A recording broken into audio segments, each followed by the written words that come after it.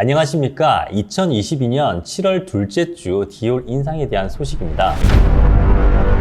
최근 명품 가격이 무섭게 오르고 있는 가운데 프랑스 브랜드 크리스찬 디올이 주요 제품 가격을 10% 인상했습니다. 레이디백, 카로백, 북도트 등 인기 제품 가격을 최대 20% 한 차례 가격을 올린 디올은 6개월 만에 다시 주요 제품 가격을 인상한 겁니다. 가장 인상폭이 큰 품목은 디올의 대표 제품인 레이디백입니다. 이 제품의 스몰 가격은 690만원에서 750만원으로 미디엄은 760만원에서 810만원으로 인상되었습니다. 레이디백이 지난 1월 100만원 이상씩 오른 데 이어 이번 인상까지 올해 총 160만원에 달하는 인상폭을 보였습니다. 디올의 가격 인상 소식은 지난달 중순부터 흘러나왔습니다. 디올 측에선 가격 인상에 대해 공식적으로 언급하진 않았으나 주요 VIP 고객들에게 문자 메시지를 보내 가격 인상 사실을 미리 알렸다고 합니다. 디올의 VIP 고객이 아닌 일반 구매자들은 이 사실 눈탱이를 맞은 겁니다.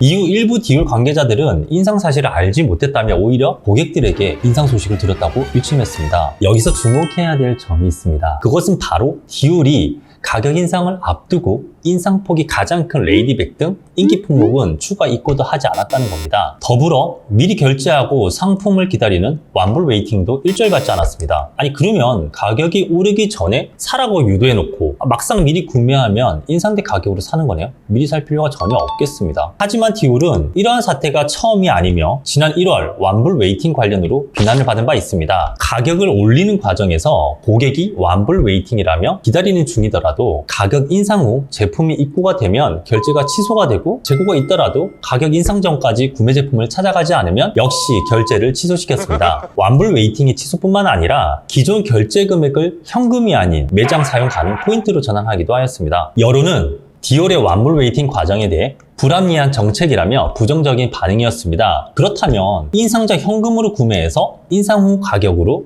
환불이라도 해주실 건가요?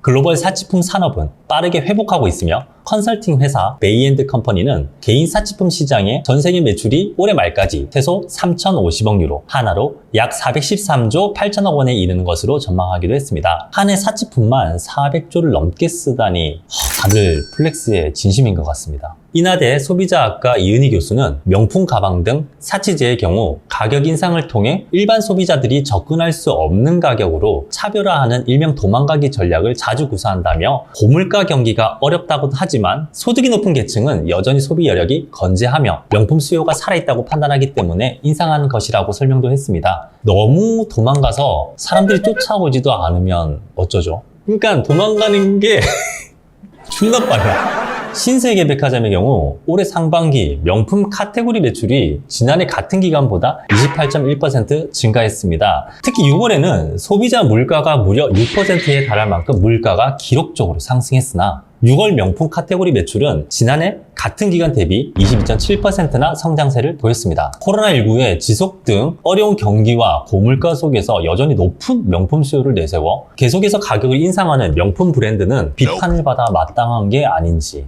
아니면 브랜드의 가치를 높이기 위한 당연한 전략인지 여러분들의 생각은 어떠신가요? 명품과 관련된 정보가 있다면 누구보다 신속하게 전달하겠습니다. 진정 명품러들이라면 놓치지 말고 꼭 명품 뉴스 시청해주세요. 감사합니다.